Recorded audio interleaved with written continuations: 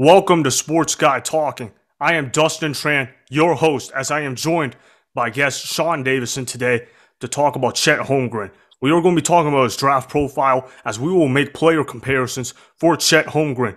That will include his ceiling, his floor, and what his most realistic player comparison is. We are also going to give out our takes on Chet Holmgren's overall game.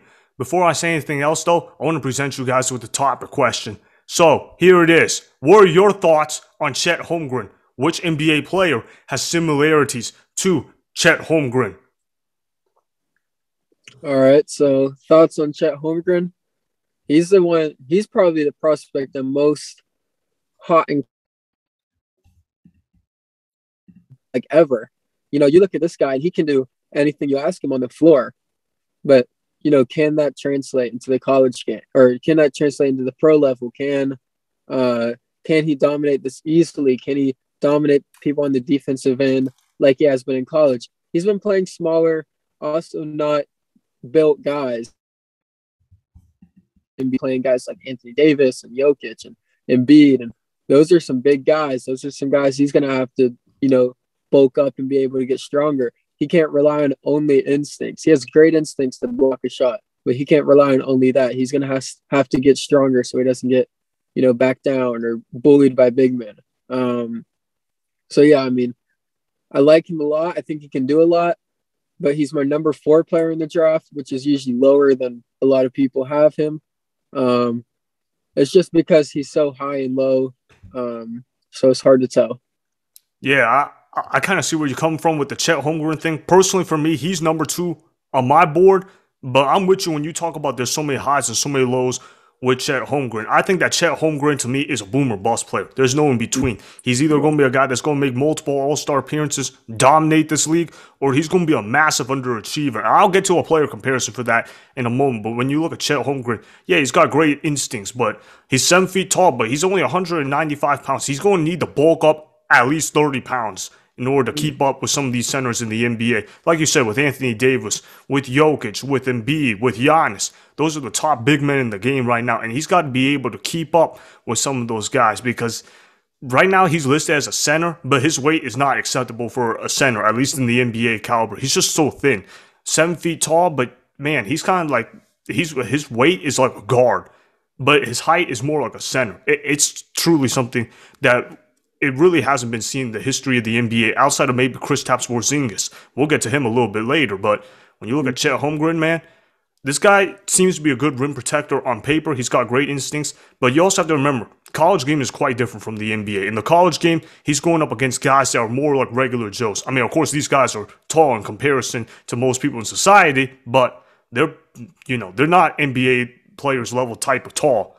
All right, so that's just kind of the deal with Chet Holmgren. So let me go ahead and ask you this. What are some player comparisons that you got for Chet Holmgren? Let's talk about his ceiling, his floor, and what his most realistic player comparisons are. The floor is low. I'm going to go with Bol Bol. And All right.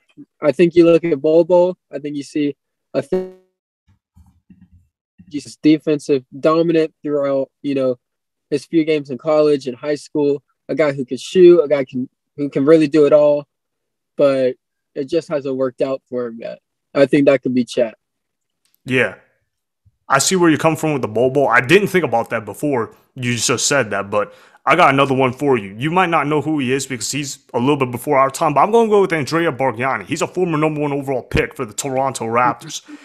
One of the biggest draft busts in our generation, massive underachiever, had zero defensive ability whatsoever. And yeah, he scored the ball, but he might be scoring at an inefficient rate. That's going to be Chet Holmgren if he never improves his game. He's just going to be a guy that puts up empty numbers on a bad team. So I'm going to go Andrea Bargnani. So what you got for a ceiling? Ceiling. I'm going to go with Kevin Durant. I'm going to say Kevin Durant because if he's a guy who can put it all together, maybe his ceiling's not at the – I don't think his ceiling's at the center position. I think his ceiling's at a power forward, could play small forward, but, small.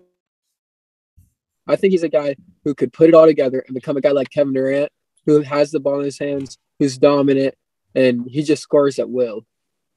Yeah, and I see where you come from with the Chet Holmgren. You think that he's a scoring power. I'm going to go ahead and pick a prediction. I'm going to say that he's going to end up being like Dirk Nowitzki, a lighter version of him. A guy that has good footwork in the post, has a good turnaround shot. He can shoot the three ball effectively. He might even revolutionize how power forwards and centers shoot the three ball. When I look at Chet Holmgren, he's got a good mid range game. He can shoot it anywhere on the floor. He can also handle the ball like he can just handle the ball really well like a guard. That's what I was trying to say. And I know that he's only got 1.9 assists, but when you watch him play, he can move the ball really well. He moves well without the basketball, and he can facilitate an offense if necessary. That's kind of like Dirk Nowitzki. And if you put Chet Holmgren as the primary option on a rebuilding team and they build around Chet Holmgren, this is a guy that can win a championship as a number one option. That's the way I look at Chet Holmgren. So that's what I see best case for Chet Holmgren. Let's go ahead and talk about most realistic. What you got? So I'm going to say, since he's my number 4 player in the draft, and I think he Kristaps Porzingis type guy. Porzingis is a guy who, again, can do it all. He had some amazing years. He's kind of slowed down a little bit. But Porzingis is a great basketball player, can do it all. Maybe like a number 2 option on a championship team. Maybe number 3 if, depending on how, probably 2. And so yeah, that'd be my realistic comparison. You literally just stole what I was going to say. I was going to say Kristaps Porzingis. Yeah, I mean, I think that's what most people are saying on Twitter. Most draft experts are saying that. I literally think that he is literally a copy or version of Kristaps Porzingis. You look at this guy. He's really light, but he's really tall. He's got unicorn-like skills. He can handle the ball like a guard. He's got good footwork skills. He can play in the post. He can do a little bit of everything. But he might not have that it factor because when you look at Chet Holmgren, he might not necessarily have that star power. It's kind of hard to explain for guys that don't play the game of basketball or don't really watch if you're just a casual viewer.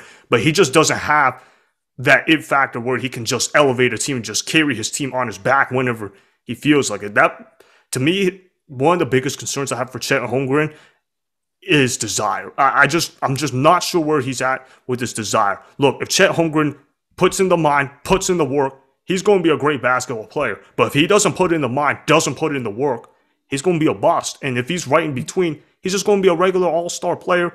He's not necessarily going to be a high-level impact player in terms of wins and losses, but he's going to be able to put up numbers. That's how I'm looking at Chet Holmgren, and that's how Kristaps Porzingis has been in the NBA. He put up numbers on a bad Knicks team. Then when he was on the Mavericks, yeah, he was a good player for them, but he wasn't all that for them. That's why the Mavericks moved on from him. That's why somebody like Spencer Dinwiddie was more impactful for the Mavericks than Kristaps Porzingis, even though we all know Kristaps is the better player, all right? Don't get me wrong, but Dinwiddie's pretty good, but he's no Kristaps Porzingis. But he was a better fit for the Mavericks team. Anyways, though, that's kind of how I'm looking at Chet Holmgren. So that's basically our comparisons that we got for Chet Holmgren. All right, let me go ahead and ask you this. Where do you think that he's going to get selected?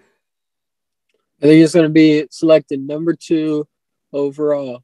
I think he's, if I know correctly, that's a Thunder's pick. That's I right. think he's going to go to the Thunder. And honestly, I think that'd be great for him. I think, you have guys like Shea, you have Josh Giddey. I love Josh Giddey. I think Josh Giddey's an exceptional playmaker. It'll be good for him. Move the ball, young team. I think that would be a fun team to watch. Yeah, I think that he's definitely going to go to the OKC Thunder. I don't really see how the OKC Thunder could even pass up on Chet Holmgren because they need a guy like him. They need a guy like him in the middle that can impact change in the game of basketball. The Oklahoma City Thunder also need star power as well. They got good players on their roster. They're just really raw, and they're also trying to tank really hard because they got like 1 million draft picks on their cupboard. But when you look at Chet Holmgren, man, this guy could turn around the Thunder franchise around, and he could get them back in playoff contention sooner rather than later. Not necessarily this year because he's a project, but in 2 to 3 years, as we're speaking from right now, watch out for OKC, led by Chet Holmgren, because he's going to be a high-level impact player for them. And you made the comparison about Kevin Durant. I'll say this, though. The OKC Thunder get Kevin Durant 2.0. I think they would be pretty happy with that. That's definitely for sure.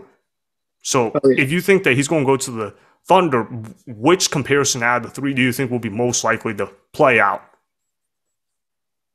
I'm going to stick with my one with Kristaps Porzingis just because I think he'll have the chance to be has the it factor to be the guy yet. I saw Gonzaga, I saw flashes there, but I really never did see him completely take over a game, put the team on his back. If a player had to do that on Gonzaga, it was probably Drew Timmy who was doing it. So you know, Drew Timmy's an amazing, amazing college basketball player.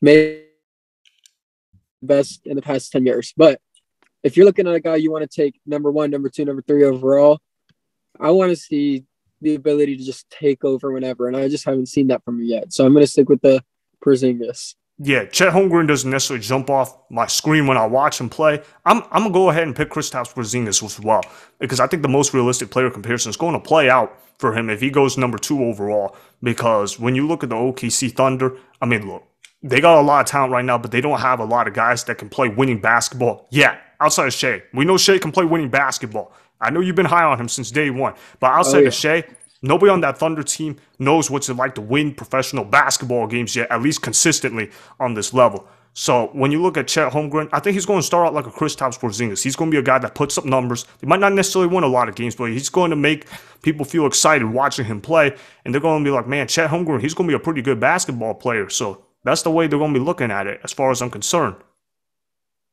Yeah, I mean, yeah, I'm pretty certain he's going to go there unless they trade the pick. I don't think anyone else is going to go number 2.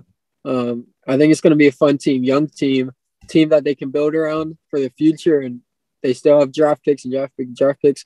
They'll be able to build for the future. I think it's going to be a lot of fun. Yeah, you think there's going to be any chance he'll be a draft bust for OKC if he does go there? Oh yeah, like I said, his high is really what he's going to be, but I could definitely see that bust potential, and that's why I have him at number 4, because I see superstar potential, but I also see bust potential, and he's not a safe pick. You see other guys like Jabari Smith, Paulo Banchero, Jaden Ivey. I think those are more safe picks who also have superstar potential. Chet does not have. Yeah, Chet, there's no in between with him. He's either going to be a star or he's going to be a bust. That's the way I'm looking at this. He's going to make a lot of fans either love him and say, oh, man, look at that Chet guy. Real good. What a unique skill set. Or people are going to look like, oh, man, what an underachiever. That's kind of how I'm looking at Chet Holmgren. That's what I think is going to happen if he's going to go OKC Thunder. But I think he's going to have a good chance to succeed in there, because it's not like he's going to a veteran team and he's having to fit in a role. He's going to be able to be the man in OKC. As long as they give him opportunities, I think he's going to be able to be successful for them. So that's how I'm looking at Chet Holmgren. He's personally my number 2 on my big board, just because I think there's so much potential for this guy. So that's how I'm looking at it. Well, thanks for being on the show, man. Really appreciate you coming on here. All right, make sure you follow Shawn Davisson's Instagram and Twitter. His Instagram is at Shawn.Davisson, while his Twitter is at Shawn Davisson2. So make sure you go ahead and follow his socials. I'll leave that in the description box below. Awesome. Thank you. Yeah, no problem, man. Hopefully we can get you back on here to talk more about NBA draft, because we know that you're basically a draft guru, you know, with all those picks that you keep getting right consistently. So that's kind of how I'm looking at it. See ya, bro. See ya. Yep. Bye.